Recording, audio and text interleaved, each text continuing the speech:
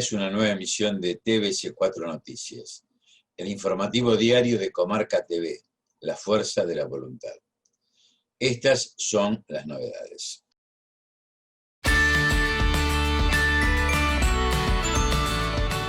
La OMS insta a mover cielo y tierra para un acceso equitativo a la vacuna contra el coronavirus.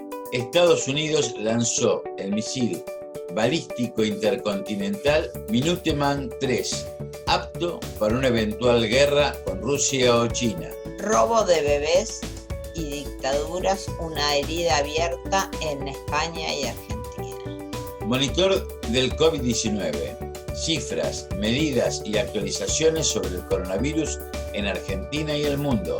Fernández, hace falta cuidar los dólares porque los necesitan los que producen. Guzmán, el presupuesto 2021 es un paso fundamental en el proceso de estabilización de la economía. Alberto Fernández anticipó impulsarán una ley de educación ambiental y la jura al medio ambiente. Kicillof pidió a los intendentes que no opten por la vía del oportunismo ni por sacar ventaja. Líderes latinoamericanos plantean cambiar de paradigma para enfrentar el fracaso del capitalismo.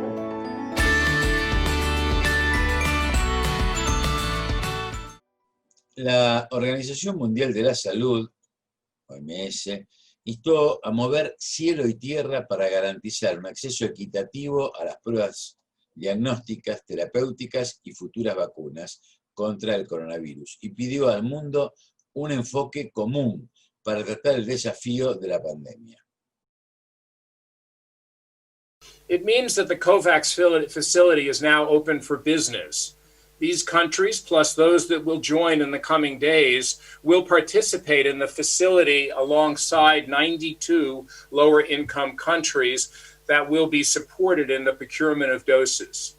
That means that more than 156 economies, representing at least 2/3 of the world's population, will be working together to ensure global access to COVID-19 vaccines through the COVAX facility. Our aim is to have 2 billion doses of vaccine available by the end of 2021. We're encouraged to see a large number of countries signing up to the COVAX facility. But we face some daunting challenges. For the ACT Accelerator to work as planned, it must be funded. So far, $3 billion has been invested. This has resulted in a very successful startup phase, but it's only a tenth of the remaining $35 billion needed for scale-up and impact. Estados Unidos lanzó el misil balístico intercontinental Minuteman III, apto para una eventual guerra con Rusia o China.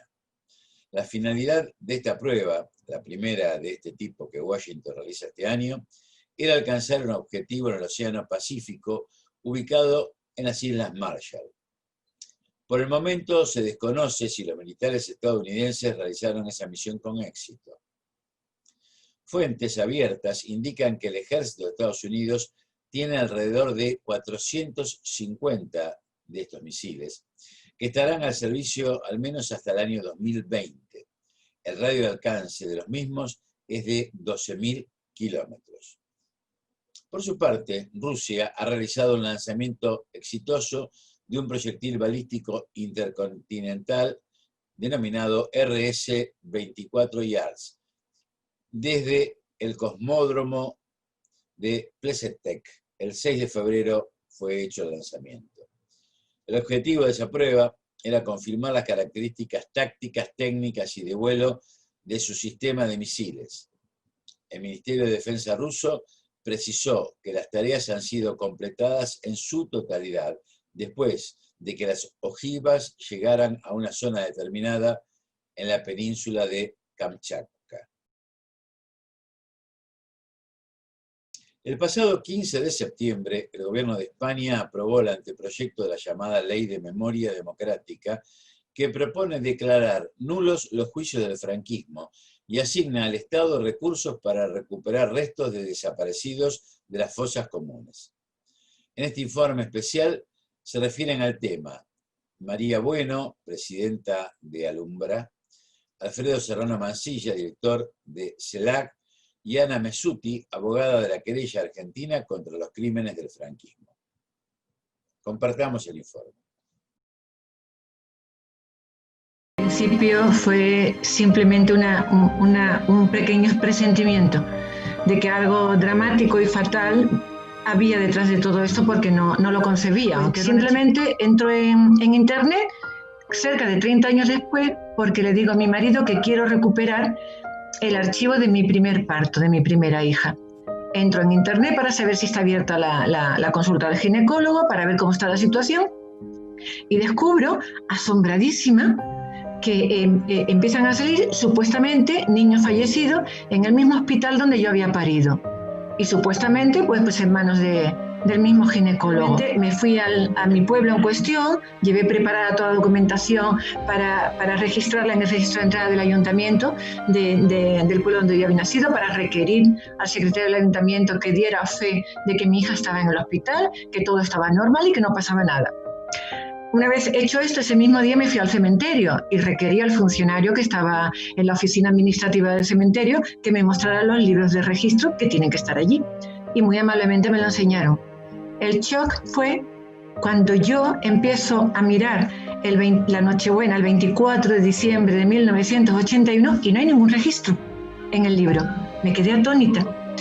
El libro de partos que existe en el Archivo Histórico Municipal de la Línea, mi parto no existe, no hay registro. No es que se hayan perdido los documentos, simplemente no se hicieron los registros para no generar esa documentación y urdir esa trama que ya estaba urdida en todo el país hacía muchísimo tiempo. Por lo tanto, me di cuenta que era víctima de la desaparición forzada de mi hija y de mí misma, porque las madres hemos sido las víctimas primarias de esta barbarie. La instrucción que está llevando la jueza María Servini para nosotros es una bocanada de aire fresco y de esperanza, porque la querella ha servido para hacer visible todo el drama que padecemos en este país, en España, para avergonzar a aquellos que han callado a lo largo de 40 años. Las declaraciones han sido momentos de gloria para los abogados y también para las víctimas, sobre todo, porque muchos han dicho que bueno, para todos era una primera vez de que alguien los escuchara en un tribunal de justicia, como que las víctimas se sintieron acompañadas, no por un historiador, por un periodista, cuyos acompañamientos son muy valiosos, sino por un tribunal de justicia. Haremos una lista de las víctimas que pudieron ser sometidas a esta situación de tragedia ignominiosa, un banco de ADN que ofrezca garantía estricta de la identificación de cada uno de ellos, y movilizaremos, como es lógico, coordinación y recursos públicos para poder identificarlos y enterrarlos con paz y con la dignidad que se merecen. Se acaba de aprobar una ley de memoria democrática con la creación de una fiscalía nueva que va a ser parte del Tribunal Supremo, y ojalá se abra un camino igual que la primera ley de memoria histórica aprobada por el gobierno de José Luis Rodríguez Zapatero. No resuelve, ni mucho menos, porque todavía son pasitos, yo diría, muy livianos, muy débiles, pero quiere uno pensar que estos pasitos van haciendo un camino que esperemos que se haga al andar. Para mí, Argentina es un ejemplo para quitarse el sombrero, y solo pido tener las mismas herramientas que tienen ustedes allí, solo eso. Lo pido desde aquí, desde España y desde Europa, lo pido desde aquí.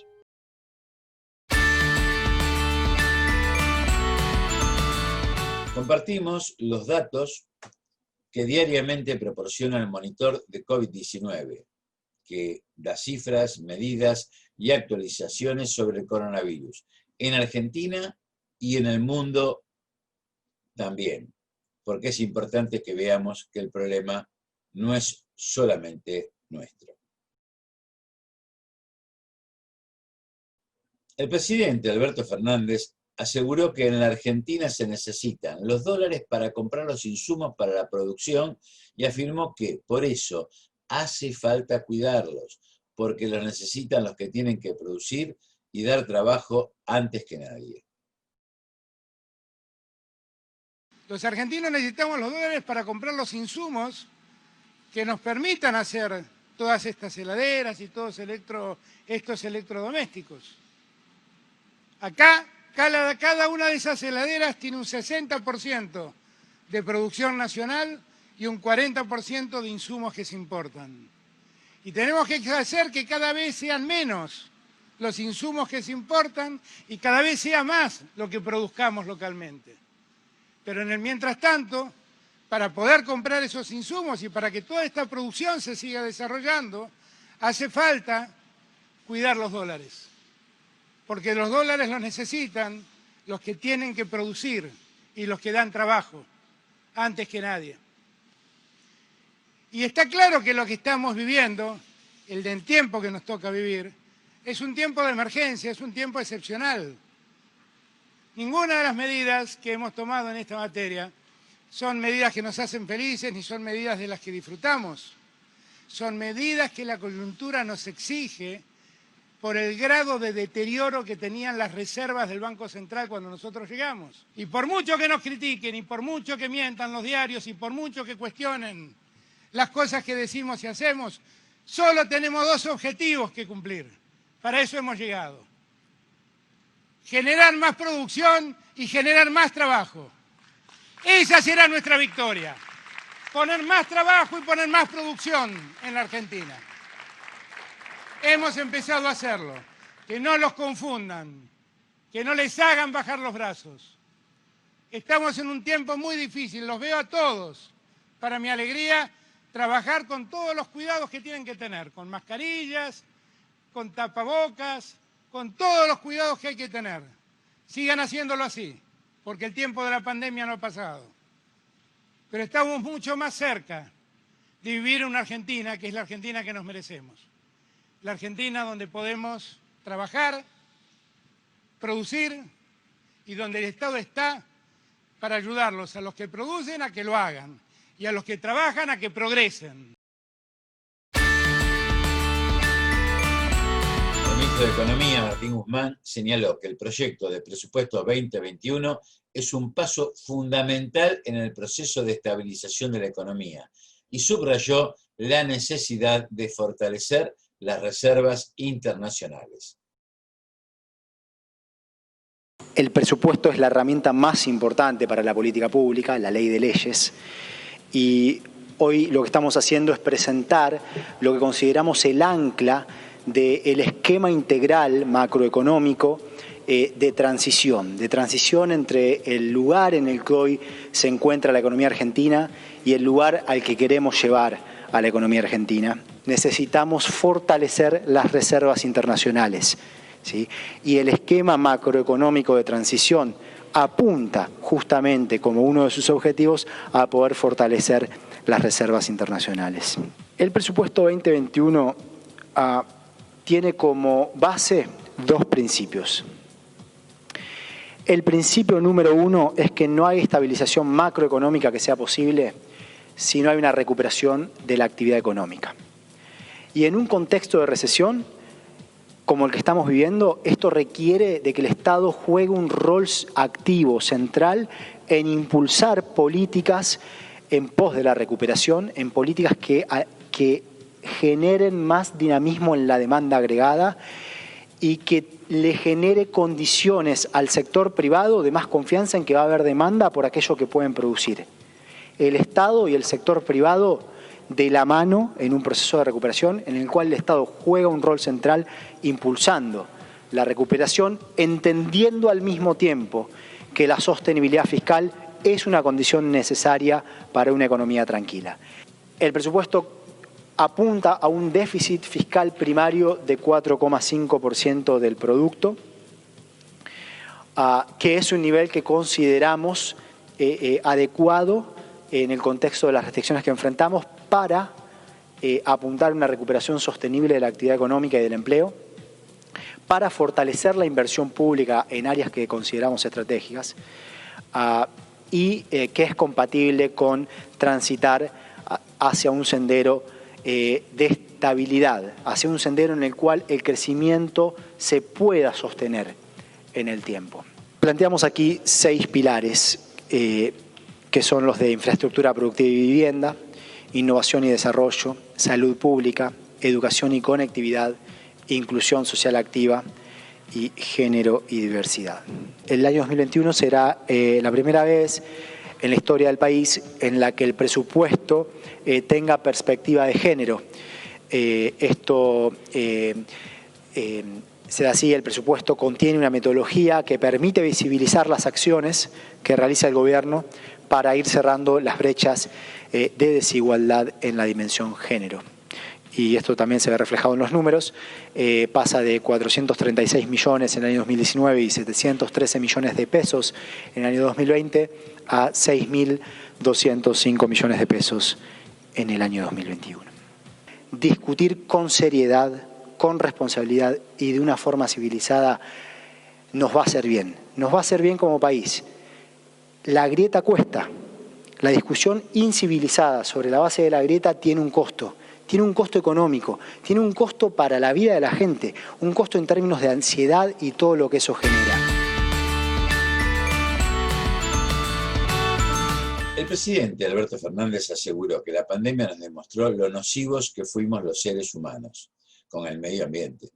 Destacó la necesidad de avanzar en la elaboración de una ley de educación ambiental y propuso también instaurar el juramento al medio ambiente por parte de alumnos y alumnas, con el fin de concientizar sobre esta problemática y promover el compromiso. ¿Quiénes fueron entonces los primeros depredadores del medio ambiente? Nosotros, los seres humanos.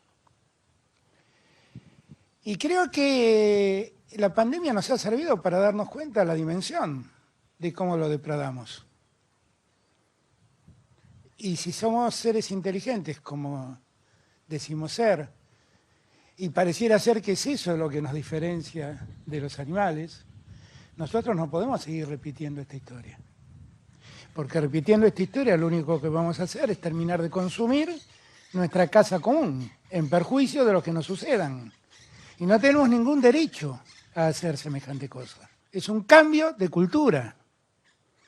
Tenemos que aprender a pensar de otro modo y a enfrentar la naturaleza de otro modo y a amigarnos con la naturaleza, algo que hemos dejado de hacer. Y por eso yo le planteaba a Juan que necesitamos nosotros hacer una ley de educación ambiental. Porque eso significa poner en la cabeza de cada uno de nuestros niños, de nuestros adolescentes, el por qué tiene sentido esta disputa, por qué tiene sentido esta pelea. Fabiola me contaba que en Misiones, cuando los chicos juran a la bandera, así como juran a la bandera, le juran lealtad al medio ambiente. Y para la inmensa mayoría de nosotros un juramento vale mucho. Y un juramento hecho a esa edad vale más. Y por eso le propuse a Juan que dentro de la ley incluya el juramento al medio ambiente. En todo eso tenemos que trabajar. Y yo me comprometo ante ustedes en ser el primero que jure lealtad al medio ambiente.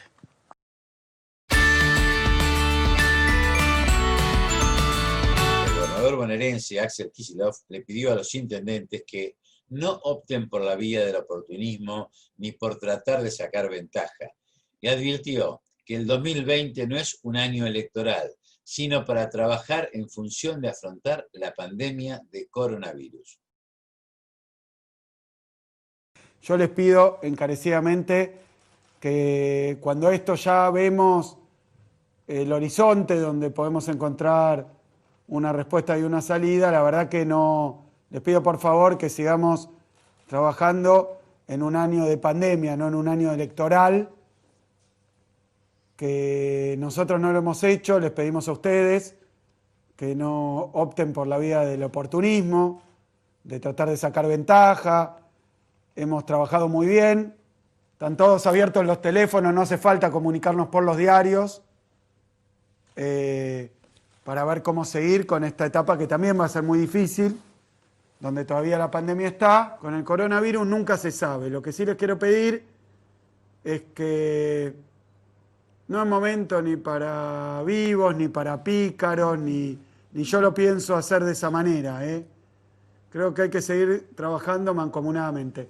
Hoy estamos anunciando obras por 736 millones de pesos, que esperamos que tengan este papel, como todo el Provincia en Marcha, una transición desde la pandemia a la pospandemia. La pospandemia no va a ser una corneta que suene un día y digamos se acabó la pandemia, va a ser una transición.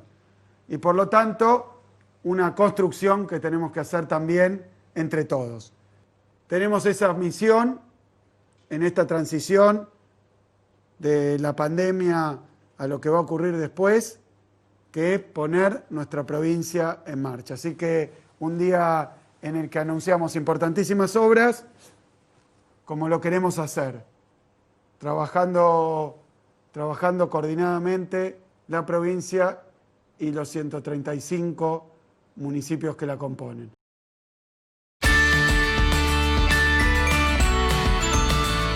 La necesidad de un cambio de paradigma, modelo global para enfrentar desde el progresismo al fracaso del capitalismo, la urgencia de coordinar acciones contra el cambio climático, la coordinación de estrategias contra la conjunción de prensa hegemónica y la justicia como herramienta política del poder económico, fueron ejes de las intervenciones de la cuarta mesa organizada por la Cumbre de la Internacional Progresista, que se realizó en forma virtual. El cambio climático nos puede eliminar del planeta. Puede ser un omnicidio, es decir, el final de la vida en forma integral en el planeta Tierra. Tiene esa potencialidad de extinguir la especie humana. Es el capital el que produce el cambio climático. En la medida en que su propia lógica es expansiva, como una especie de huracán, busca su valorización a través de la ganancia. La valorización del capital implica un movimiento de la producción y del consumo en forma de huracán cada vez más amplio, cada vez más rápido, cada vez más intenso, que va cubriendo no solamente las esferas de lo que era la producción de bienes, de mercancías comunes y corrientes, sino que ha penetrado prácticamente todos los resquicios de la actividad humana y ha puesto la naturaleza a su servicio.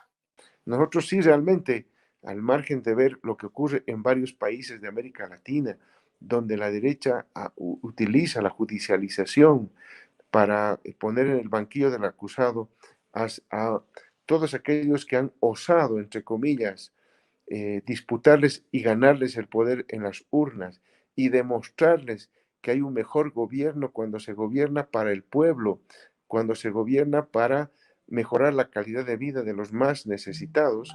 Por supuesto que en esa línea van a utilizar judicialización, persecuciones políticas, encarcelamiento de líderes, como lo hemos estado viendo en toda América Latina. Los nuevos mecanismos para poder someter a la democracia están alrededor de la judicialización de la política. Estamos hablando del lawfare, estamos hablando de la interferencia y la manipulación del sistema judicial para excluir a los líderes progresistas de la participación política, de la participación popular.